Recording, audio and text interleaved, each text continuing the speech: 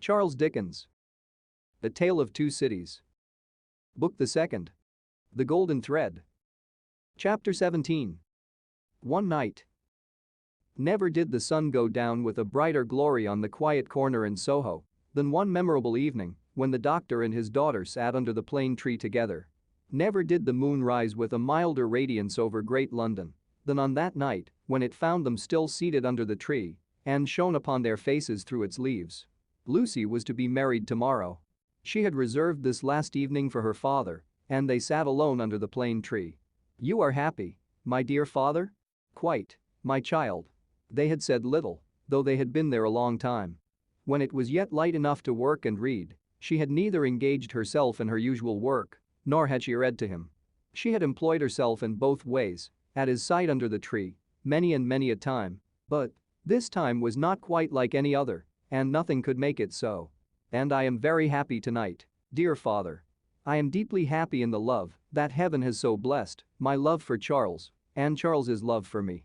But if my life were not to be still consecrated to you, or if my marriage were so arranged as that it would part us, even by the length of a few of these streets, I should be more unhappy and self-reproachful now than I can tell you. Even as it is." Even as it was, she could not command her voice. In the sad moonlight, she clasped him by the neck and laid her face upon his breast. In the moonlight, which is always sad, as the light of the sun itself is, as the light called human life is, at its coming and its going. "Dearest dear. Can you tell me, this last time, that you feel quite sure no new affections of mine and no new duties of mine will ever interpose between us? I know it well, but do you know it? In your own heart, do you feel quite certain?" Her father answered, with a cheerful firmness of conviction he could scarcely have assumed, "Quite sure, my darling. More than that," he added, as he tenderly kissed her, "my future is far brighter, Lucy, seen through your marriage, than it could have been, nay, than it ever was, without it. If I could hope that, my father, believe it, love. Indeed it is so. Consider how natural and how plain it is, my dear, that it should be so. You, devoted and young, cannot fully appreciate the anxiety I have felt that your life should not be wasted." She moved her hand towards his lips, but he took it in his and repeated the word. "Wasted, my child, should not be wasted, struck aside from the natural order of things, for my sake. Your unselfishness cannot entirely comprehend how much my mind has gone on this, but only ask yourself, how could my happiness be perfect while yours was incomplete? If I had never seen Charles, my father, I should have been quite happy with you."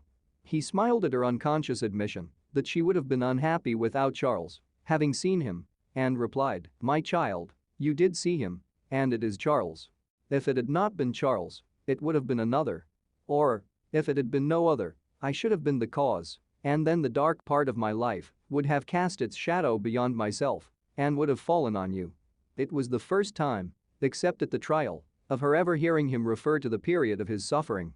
It gave her a strange and new sensation while his words were in her ears, and she remembered it long afterwards.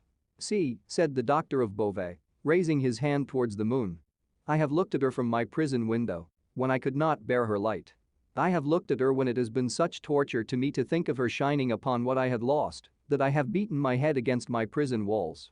I have looked at her in a state so dull and lethargic that I have thought of nothing but the number of horizontal lines I could draw across her at the full and the number of perpendicular lines with which I could intersect them." He added in his inward and pondering manner, as he looked at the moon, "It was 20 either way, I remember, and the 20th was difficult to squeeze in." The strange thrill with which she heard him go back to that time deepened as he dwelt upon it, but there was nothing to shock her in the manner of his reference. He only seemed to contrast his present cheerfulness and felicity with the dire endurance that was over. "I have looked at her, speculating thousands of times upon the unborn child from whom I had been rent. Whether it was alive, whether it had been born alive, or the poor mother's shock had killed it. Whether it was a son who would someday avenge his father. There was a time in my imprisonment when my desire for vengeance was unbearable. Whether it was a son who would never know his father's story, who might even live to weigh the possibility of his father's having disappeared of his own will and act. Whether it was a daughter who would grow to be a woman." She drew closer to him and kissed his cheek and his hand. "I have pictured my daughter, to myself, as perfectly forgetful of me, rather, altogether ignorant of me and unconscious of me. I have cast up the years of her age, year after year. I have seen her married to a man who knew nothing of my fate. I have altogether perished from the remembrance of the living, and in the next generation my place was a blank. My father. Even to hear that you had such thoughts of a daughter who never existed strikes to my heart as if I had been that child. You, Lucy? It is out of the consolation and restoration you have brought to me that these remembrances arise and pass between us and the moon on this last night. What did I say just now? She knew nothing of you. She cared nothing for you. So. But on other moonlight nights, when the sadness and the silence have touched me in a different way, have affected me with something as like a sorrowful sense of peace as any emotion that had pain for its foundations could, I have imagined her as coming to me in my cell and leading me out into the freedom beyond the fortress.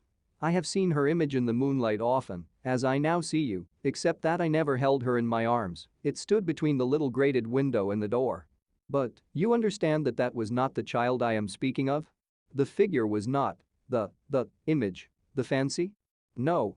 That was another thing. It stood before my disturbed sense of sight, but it never moved. The phantom that my mind pursued was another and more real child. Of her outward appearance I know no more than that she was like her mother. The other had that likeness too, as you have, but was not the same. Can you follow me, Lucy? Hardly, I think.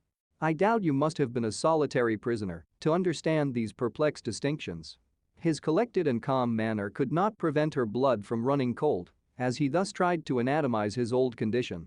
In that more peaceful state, I have imagined her, in the moonlight, coming to me and taking me out to show me that the home of her married life was full of her loving remembrance of her lost father. My picture was in her room, and I was in her prayers.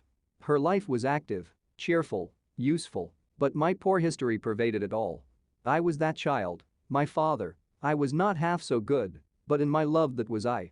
And she showed me her children, said the doctor of Beauvais, and they had heard of me and had been taught to pity me. When they passed a prison of the state, they kept far from its frowning walls and looked up at its bars and spoke in whispers. She could never deliver me. I imagine that she always brought me back after showing me such things.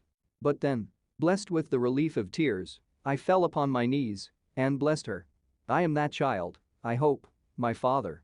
Oh my dear, will you bless me as fervently tomorrow?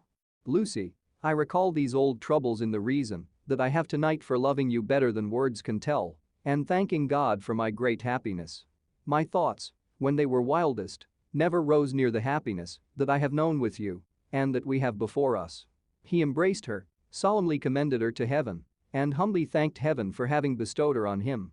By and by, they went into the house. There was no one bidden to the marriage but Mr. Lorry. There was even to be no bridesmaid but the gaunt Miss Pross.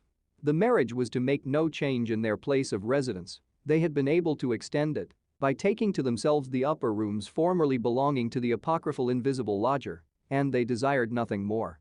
Dr. Manette was very cheerful at the little supper. They were only 3 at table, and Miss Pross made the 3rd. He regretted that Charles was not there, was more than half disposed to object to the loving little plot that kept him away, and drank to him affectionately.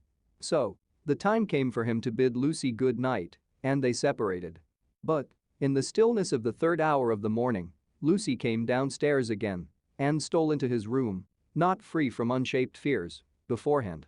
All things, however, were in their places, all was quiet, and he lay asleep, his white hair picturesque on the untroubled pillow, and his hands lying quiet on the coverlet.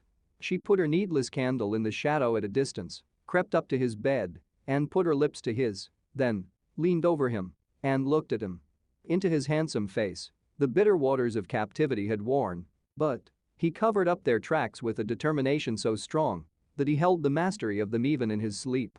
A more remarkable face in its quiet, resolute, and guarded struggle with an unseen assailant was not to be beheld in all the wide dominions of sleep. That night, she timidly laid her hand on his dear breast and put up a prayer that she might ever be as true to him as her love aspired to be and as his sorrows deserved. Then, she withdrew her hand and kissed his lips once more and went away. So, the sunrise came, and the shadows of the leaves of the plane tree moved upon his face as softly as her lips had moved in praying for him.